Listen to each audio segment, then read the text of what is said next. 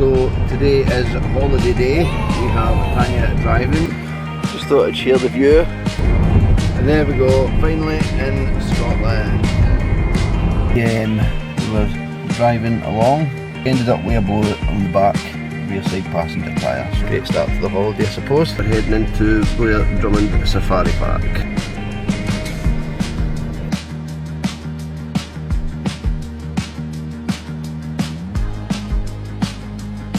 So stay tuned if you want to see how things went.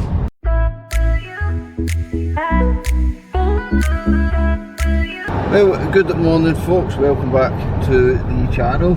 So today is holiday day. We have Tanya driving.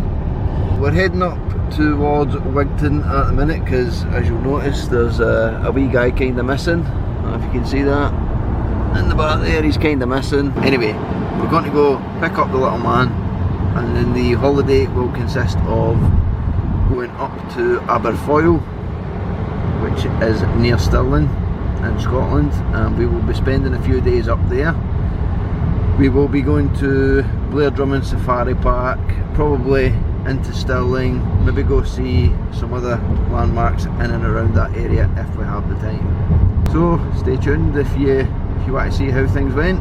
But while we are stuck in traffic on the A66, we've been here for about half an hour because it's a terrible road.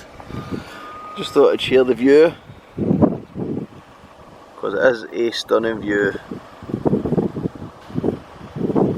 Now we are just approaching Mainsgill Farm, and I would urge anyone who, if you're travelling on this road and you've never stopped in there, it's definitely worth a stop, as it's one of the nicer little places to have a wee munch. So this is Mainsgill Farm. That's the Mainsgill Farm there. As you can see, it's all busy. There's a couple of wee llamas, camels right there, camels and the alpacas.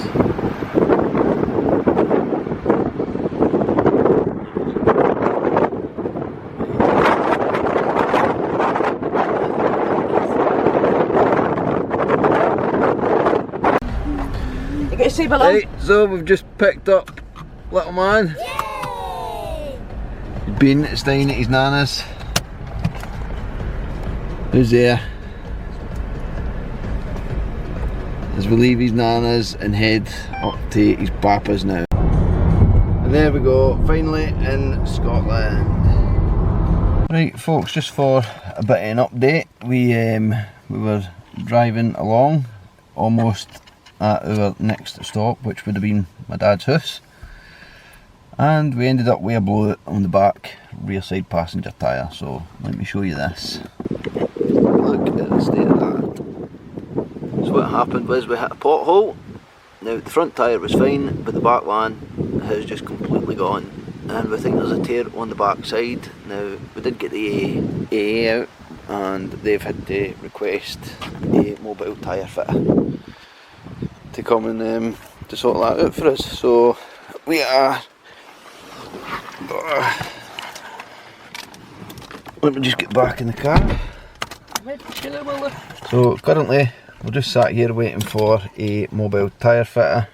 Could be roughly about 2 hours we've got to wait. So aye, great start to the holiday, I suppose.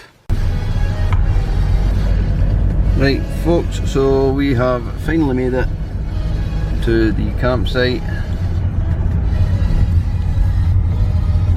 I don't know where reception is. Black Bull Inn up there. COBELAND. COBELAND. Yeah. Oh, I can't get the thing out. So once we'd made it to the COBELAND campsite, we got checked in. Now the campsite itself, the staff were very friendly. The facilities were immaculate, to be fair. There is a little shop on site that is well stocked. They also have a wee coffee van that operates between 8 and I think it was 8:30, 4, and they serve some warm snacks as well as warm drinks, which we found very useful. We selected a non-electric hard standing pitch which was situated up where the safari tents are. And after getting the tent up, having a wee walk around the campsite in the rain, we decided that we would head into Aberfoyle, which is just a short drive away from the campsite. Now while we were in Aberfoyle, they do have a co-op, which is where we got most of our food and things from, but we decided to eat at the Fairy Tree Inn on night one, and we can highly recommend that. The food was excellent and they had a decent selection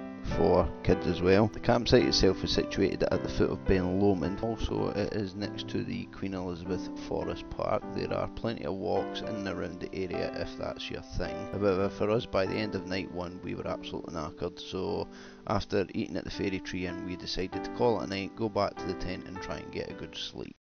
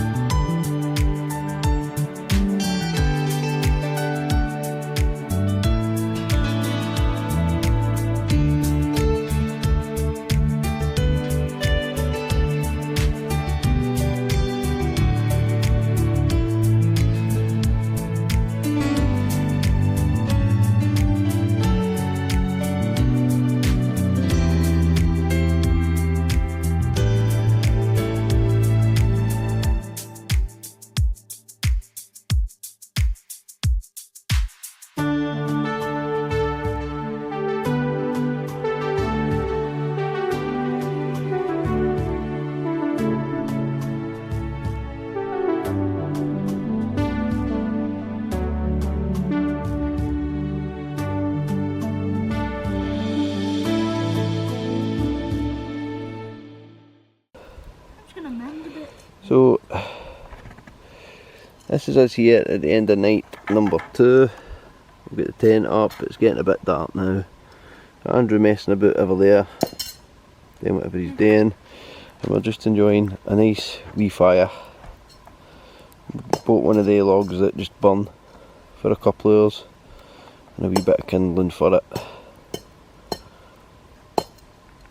But this is what camping's all about. We were hoping maybe for a clear night so we could get some stars and stuff. Tent's all up. What a pain that was. But these are what, it's how you make memories with your family. Then of course we get Tanya sitting there drinking the beer, and Andrew, well, drinking non-alcoholic beer. So this is us for another day out. We're heading into Blair Drummond Safari Park. So we're going through the drive-through reserve, I think this is called. So we'll just see what animals we can actually catch. There's a rhino around here. Rhino. 2 times zoom. This is the big rhino. Don't know if he's got a pal or no, but there he is. Big rhino. He's just happy chilling out there. So there we go, we've got some antelope. I think they're deer and antelope. So far we've seen a rhino and an antelope, that's it. Oh, there's a bull. Oh, there's a couple of big bison. Oh, it is. Look at the horns on them. There's a bull. There's a big reindeer, big stag. Look at the horns on that one too.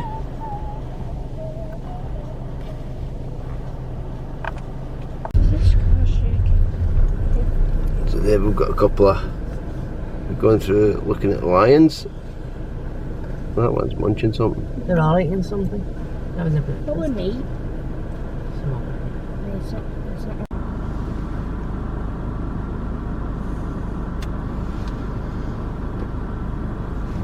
I took a video. One up there as well. Is it far out? Oh, he's in there. Oh, he's waiting to come out. Okay.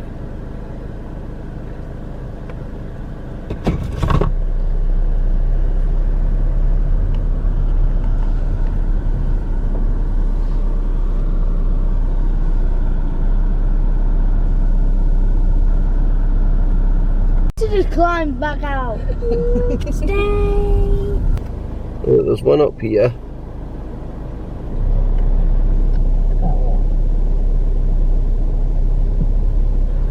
And there's a wee one here that's still snoozing.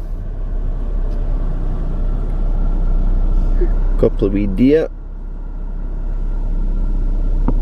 Oh, hit my window then. There's that big thing at the back of there. That's a big stag. So we can get a bit further forward, so you can see. No, that is one. Oh, what the hell's that in the background? A male, you gotta go around him. Oh, Let's it see. looks like a male deer. Because it is a male deer.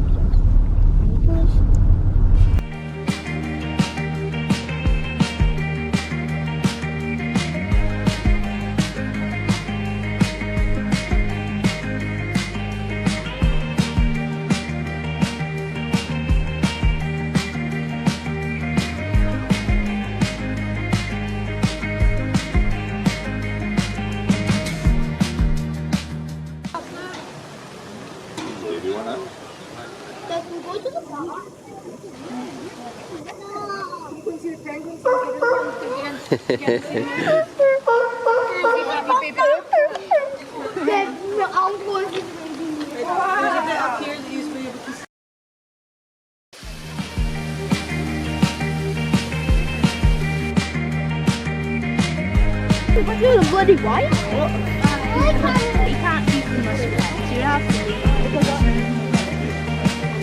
Look at them.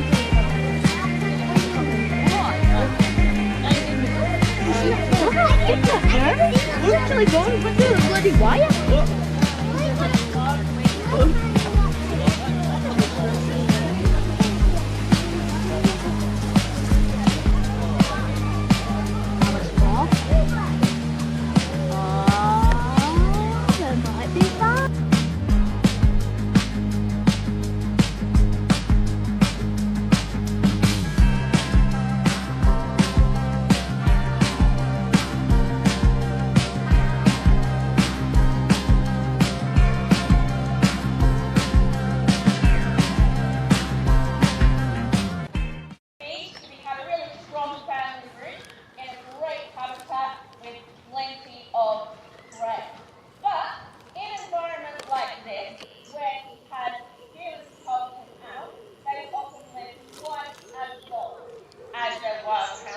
Because they don't have to worry about the scarcity of food. They of course have their own vet care and they don't have any threat from other predators. So they do very well. But if she sits down in amongst you when Pete's not looking, he can't pick her out. Al can't really tell where something is in a lot of detail unless it's moving. And that's why their prey often freezes on the spot. Things like mice and voles and shrews. Now to help him, he's got that lovely little facial disc that you can see. And when he turns his head around, he's using that facial disc like a satellite dish. He's reflecting sound directly towards his ears, allowing him to pinpoint where a sound is coming from. And his ears themselves are asymmetrical. One's a little bit higher, facing a slightly different direction to the other ear. So when Gina sounds that buzzer, or when his prey makes a small sound, the sound reaches one ear just a fraction of a second before it reaches the other. That means he can pinpoint not only which direction a sound might be coming from, but exactly how far away it is as well. So he can pinpoint the location of his prey without ever seeing it. You can watch owls like Pete hunting over grassland or even snow, and they will never once see their prey, and yet they'll still be able to jump down in exactly the right spot to catch their dinner. And all of this works so well because he's got silent flight. If you've been listening carefully, you'll notice he's very difficult to hear when he's over the top of your head. And that's all due to the structure of his feathers. Those soft, fluffy feathers actually make his wing beats really quiet. They act to muffle the sound. And so he's very, very quiet as he flies. And it's not so much to sneak up on his prey as it is so that he can hear all those small noises. Because if he was making a lot of noise, like a pigeon, he wouldn't be hearing the small noises coming from his prey. It has, however, meant that the barn owls have had to give up before she goes out to fly. They're adapted to be as streamlined as possible, and having every feather in place means she's as aerodynamic as she can possibly be. And then she's going to check her surroundings. She's probably taking a moment because of this pesky gull here. The gulls here this season have been absolute bullies to our poor birds. Willow here is actually quite brave, quite tolerant of them, but they have been coming in and trying to dive bomb our birds. And she's probably just waiting a moment, hoping that gull will give her a little bit more space, and then she'll probably be up in the air showing us exactly what she does. She doesn't want anything interfering with her hunt, but she's stretching her wings there. Up she goes, and as she cruises around, have a look at the shape of the falcon. She's got a long teardrop-shaped body, which is very aerodynamic, and these slender, pointed wings. All of that is adapted to cut through the air. So she's going to cruise around at a fairly gentle speed until she spots her prey. And then you'll see her behaviour change. You'll see her kick up a gear, fold those wings in, and stoop down on prey. And these birds can make a sharp turn and stoop down on prey without giving prey much time to manoeuvre out of the way. Now Willow here, she's a very strategic hunter. She uses all her surroundings to the best of her ability. You might at points see her using trees as cover. Sometimes she'll come down really low over you guys, using you guys to actually disguise her attack. And on each stoop she likes to gain a bit of height so that gravity is on her side as she comes in and tries to snatch that prey right out of the sky. And whenever she gets close, you'll see those big yellow feet flash out. That's the way that she grabs her food. They're very, very large for her size. She's either going to grab that smaller bird mid-air, or she's going to punch it, knocking it down to the ground. And as she goes, you'll see she starts to open her beak. She starts to get a little bit tired. But that was an extremely close one, which means she's wearing prey out, and she manages to make the catch. Well done to Willow, our lovely Lanner Falcon. Now you can see there, she's just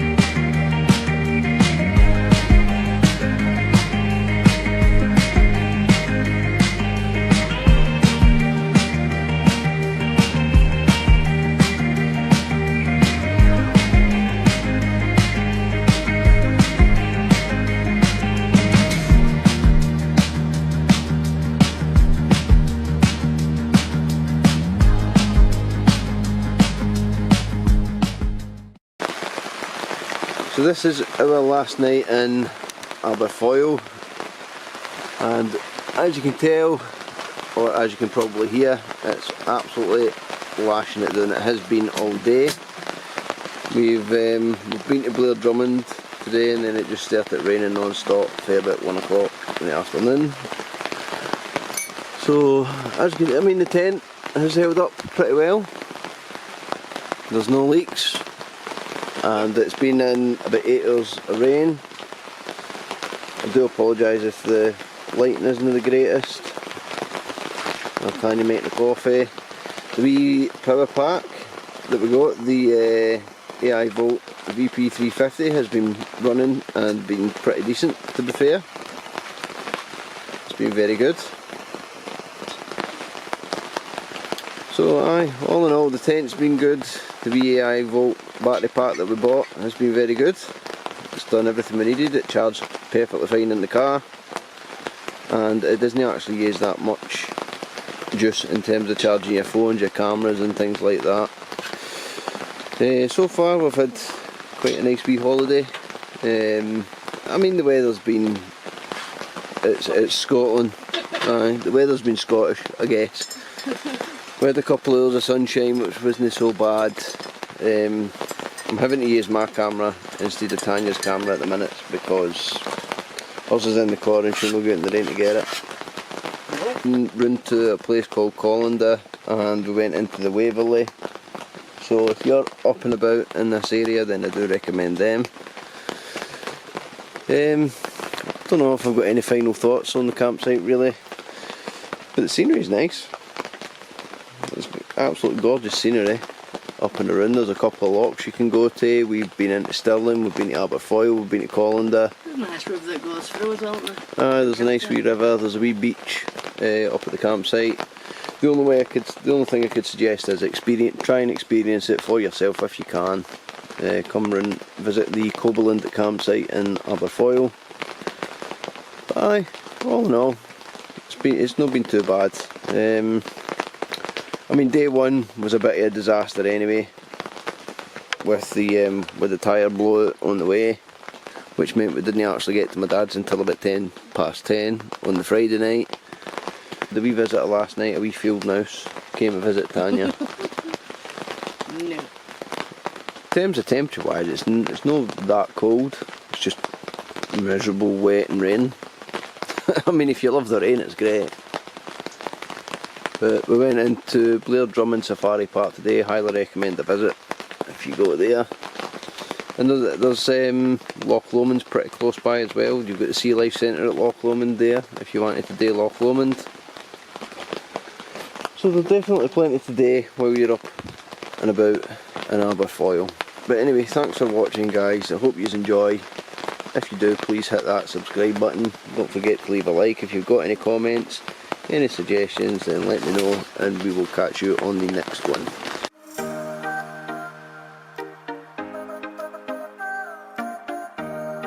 After all the rain in Scotland, we decided we needed some sunshine. So we made our way over to the east coast towards Skegness and found a lovely little campsite, which is what you are seeing now. CREEKSIDE Family Camping is where we stayed, and it has all the usual amenities, and I must say this was probably one of the best campsites we have ever stayed at. I would highly recommend a visit to CREEKSIDE Family Camping. The amenities were absolute, well, they weren't spotless, but they were clean enough to use. There was plenty of showers and things available. On set nights they do have different menus. We were there when it was pizza night, and I can say that the pizzas were decent value and they were a fairly decent size. Just please bear in mind that this site is on a working farm, so you will see plenty of farm activity on there. So during our few days down at the east coast, we did visit Anderby Beach. I will put the videos and pictures up because I'm not going to be talking all the way through this video. Last day when we were leaving, we went into Skegness to see what Skegness had to offer. We had a little walk around, so please enjoy the rest of the video and please consider leaving a like and a subscribe. If you've got any suggestions, stick them in the comments. Thank you very much for watching.